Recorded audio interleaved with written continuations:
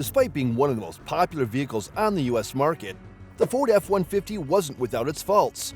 Quite the contrary. As America's sweetheart pickup truck had quite a few glaring issues that were deal breakers for some. However, the 2024 facelift of the F-150 sets out to fix all the issues that the truck has been previously experiencing. So let's not waste any time and check out if the Blue Oval succeeded at resolving the 6 Achilles spots in its previous model. Number 6. Dated interior design. Despite being one of the most beloved pickup trucks out there, the current generation F-150's interior was, to put it mildly, a bit dated looking. This technology was alright, and the interior was relatively well built. However, it left a lot to be desired in terms of design and ergonomics, especially when compared to the Ram 1500. There was an overabundance of buttons, as well as a generally complicated layout, which was an unfortunate weak spot for an overall good pickup truck. So, does the 2024 F-150 fix this problem? Well, somewhat, but mostly not. The interior of the F-150 has been revised. However, the revisions were not as substantial as one would expect from a middle-of-the-life redesign. The biggest changes are by far concerning the technology, seeing as how from now on all F-150s will come with a 12-inch touchscreen as standard, which is great. What's not so great is that the layout remains the same, as well as the general quality of the interior. Now, the quality wasn't bad to begin with. However, it simply couldn't match the Ram 1500, which is why we expected an increase in this segment. Furthermore, since the Ram 1500 has been also redesigned, and since its interior has been upgraded, the updated F-150 can't hold a candle to it. However, this wasn't the only issue that the F-150 had, and it frankly wasn't the most pressing one, as the next one could seriously hamper the safety of the car. Number 5. Rear axle issues. As good as the 14th generation of the F-150 is, there were some catastrophic issues with its quality control, some of which led to outright dangerous situations. One such issue was an issue with the rear axle, which was symptomatic for the models made from 2021 to 2023. What happened with the rear axle was a breakage and failure of its hub bolt, which connects the vehicle to its rear wheels. This happened due to increased wear of the hub bolt because of the subpar build quality of the part. As a result, the truck could roll away while the vehicle was parked without the brakes being applied, significantly increasing the risk of a crash. Thankfully, this issue has been resolved with the facelifted model, and you can expect the quality control to rise significantly with it.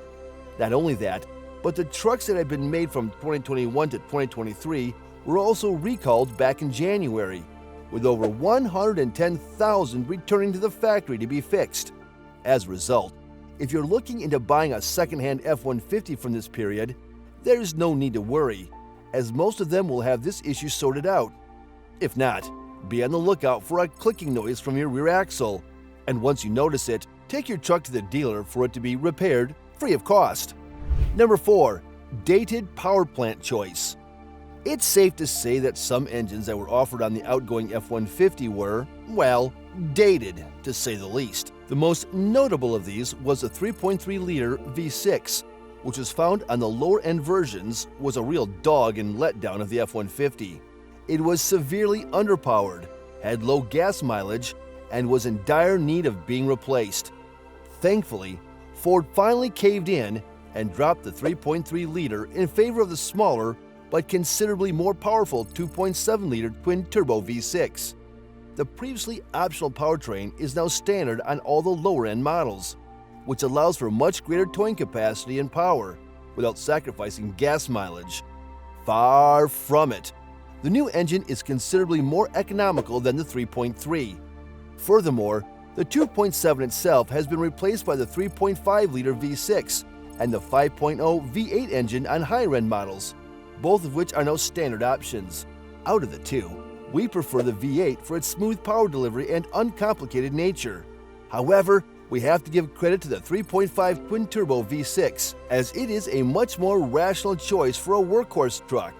It has the same levels of power as the V8, while being noticeably torquier, and most importantly, far more economical than the V8, deeming it, at least from a utilitarian standpoint, obsolete.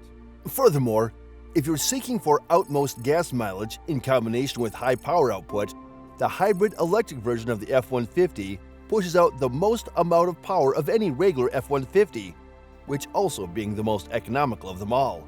However, the next problem that has plagued the F-150 for quite some time now was a topic of many controversies.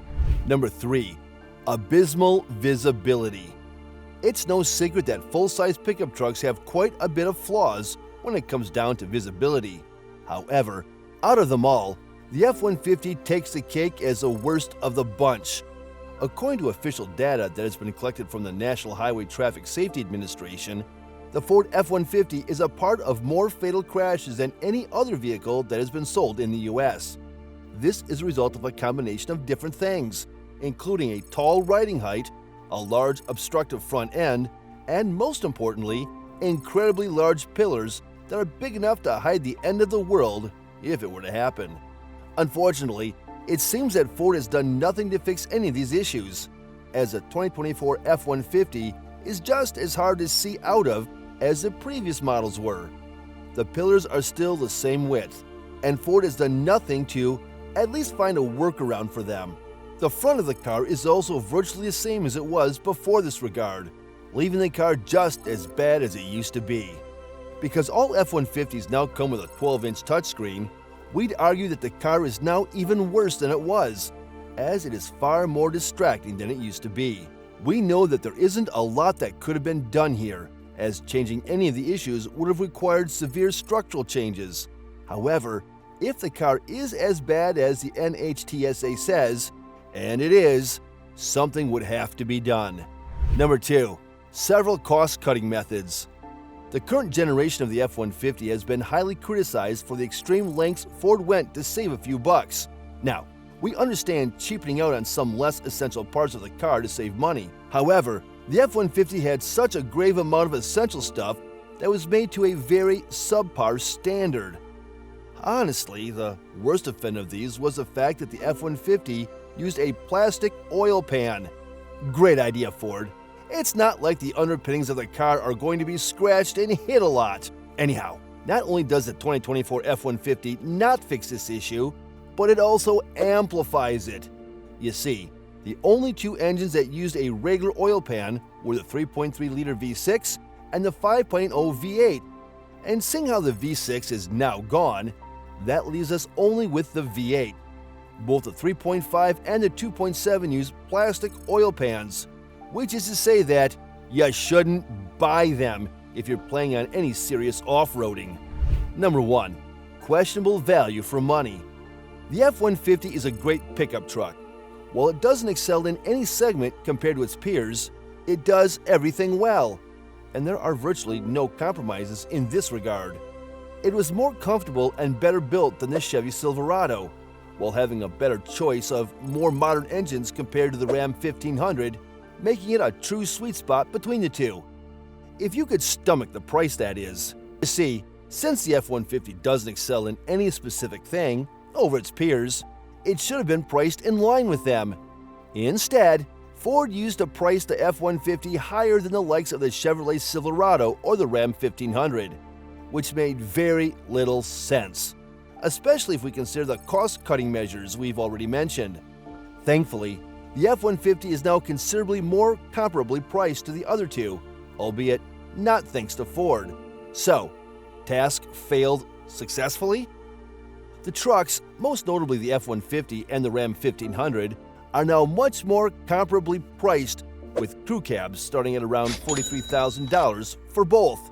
But despite this, we're not sure if, even with the price difference being cut down, the F-150 would represent solid value as we mentioned earlier, the Ram 1500 also got facelifted. Earlier in its lifespan, the Ram 1500 has been criticized for its lack of variety of powertrains. However, because of the facelift, it now has Stellantis' new Hurricane Inline 6 engine. The new engine pushes up between 420 horsepower and 510 horsepower, annihilating any of the F-150's power plants, completely eradicating its main advantage over the Ram 1500. Furthermore, let's also not forget that the Ram 1500's interior is just miles apart compared to the F-150. It's a much better design, considerably better built, and with a facelift, it's also more modern as well. So overall, while the F-150 is a better value proposition now, it still isn't the best one, and it should have been a bit less expensive if it wanted to compete with the all-new Ram 1500.